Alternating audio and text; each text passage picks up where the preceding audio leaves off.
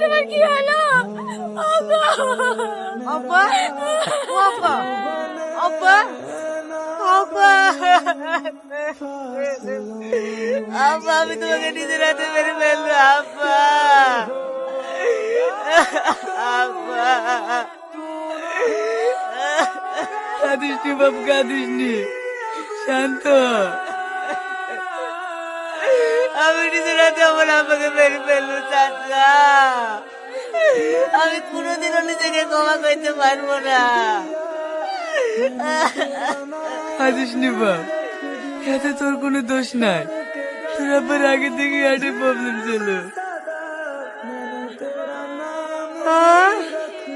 হ্যাঁ, তোর আব্বাকে নিয়ে 2 মাস আগে কলকাতায় গেছিলাম না, তখনই ডাক্তারে বলে দিয়েছে তোর আব্বার কিছুদিনের অতিথি। এই কথাটা আমাদেরকে আগে বলে দিতে রে। তোরা কষ্ট পাবি ভেবে তোর আব্বাই তোদেরকে জানাতে নিষেধ করেছিল। চাচা, আমার আমাকে কোনোভাবে বাঁচানো যেতাম না।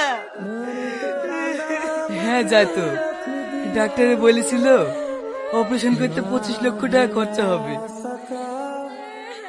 ছি, ছি, ছি, ছি। এই কথাটা যদি আমি জানতো, সব বেঁচে দিলে আমার চিকিৎসা করতো।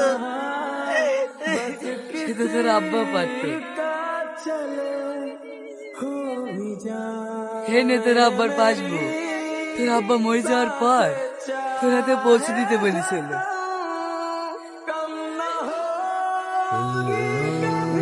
আমার আব্বার ব্যাংকে 30 লক্ষ টাকা আছে। হ্যাঁ, আমি ওকে অনেকবার বুঝেছি এই টাকা দিয়ে অপারেশন করলে আর লেগে, কিন্তু ও শুধু একটা কথাই বলেছে, আমার তো বয়স হয়ে গেছে, অপারেশন করে খুব বেশি হলে না তোর 5 বছর বাঁচবো, কিন্তু আমার ছেলে ভবিষ্যৎটা একেবারেই নষ্ট হয়ে যাবে।